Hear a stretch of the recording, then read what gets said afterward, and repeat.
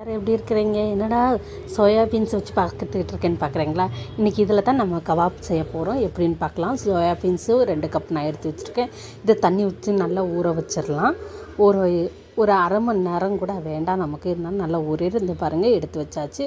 இது கூட வத்தல் பொடி, மஞ்சள் பொடி,